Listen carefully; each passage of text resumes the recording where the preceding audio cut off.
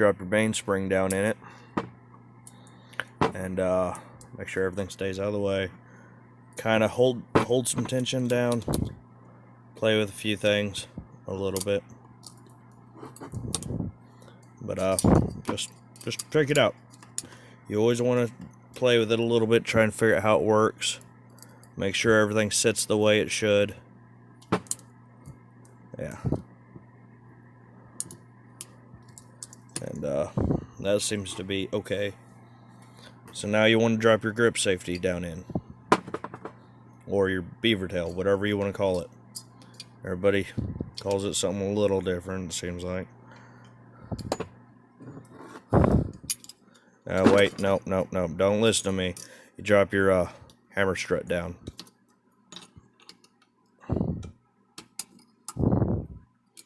And what I normally do is I stick my grip safety in on the opposite side where it belongs, into the hole.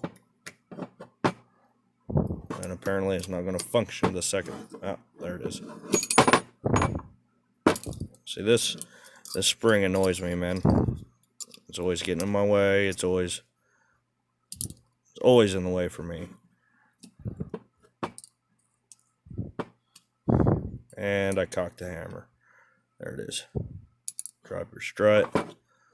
And let's redo this. Finger on it this time. And I set this in here. At this point, you can kind of check everything. And something's not right. I think this spring might have slipped, which is part of the reason why I put this in like that. Yeah, it slipped. Sorry guys, again. Can't do this very well with the camera in my face.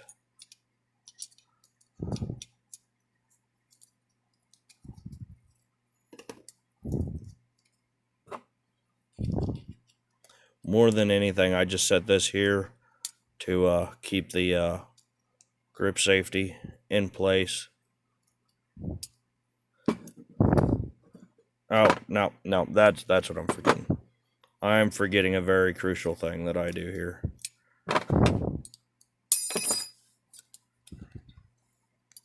Sorry about that, everybody. I had a retard moment. Anyway, you set this here. Take your back strap. You're not looking to install this piece yet. Just slide it up over the spring so it doesn't move to the side. That's the problem I keep having. Make sure your hammer strut is down.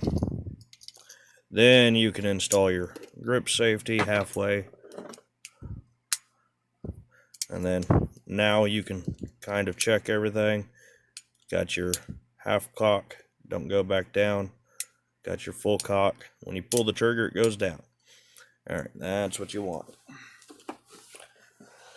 Now, from this point, it's always kind of annoying. You want to try and get your hammer strut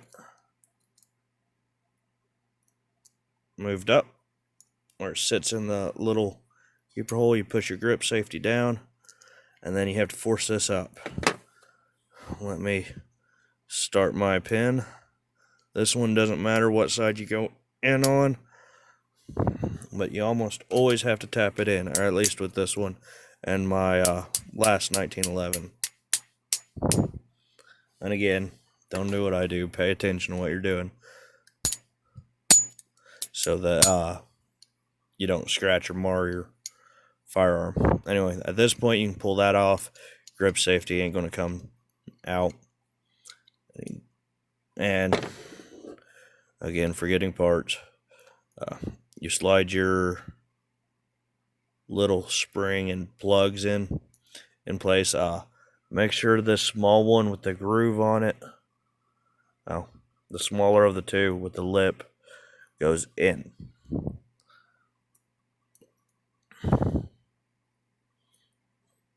Slides in. There we go. When you do this, just get it started. Pull your hammer all the way back. Spin it around. until you're right about here and it wants to drop in place. Most of the time you'll have to take a screwdriver or a punch or something or a pick and push it in. Push it in and push down on this while you go. Then you want to check it. Make sure you can't fire it with it down, well, with it up, and it don't fire. Then you want to make sure it don't fire with the grip safety off. And play with everything individually. Fires. Well, it does not fire with the trigger pulled. Doesn't fire when you push on that.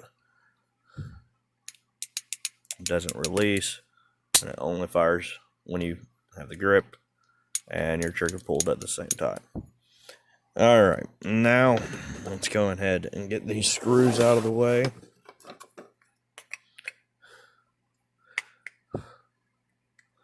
Excuse the poor video quality and me being scatterbrained.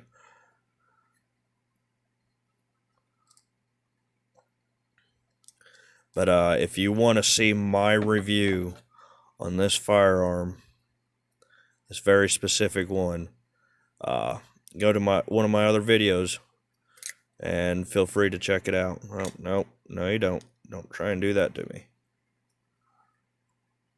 Sitting here trying to cross thread. Okay, fine. Let's do it by feel.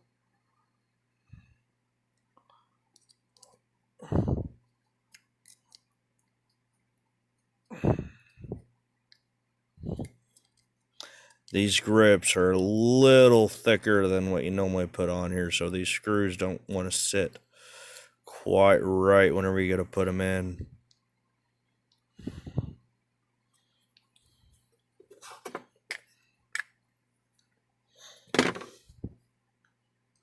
But I try to always hand start it because of that.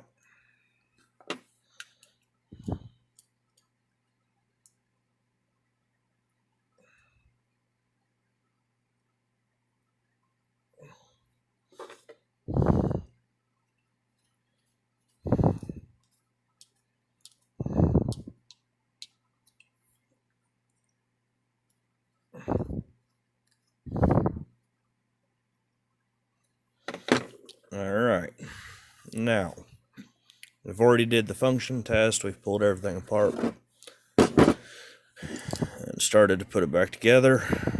Alright, make sure your barrel link is up, or at least I do. Slide it back. I normally go all the way forwards. It's always this little thing. That's one thing I like more about the full length guide rod, so that this part doesn't give you nearly as many issues as the GI guide rod.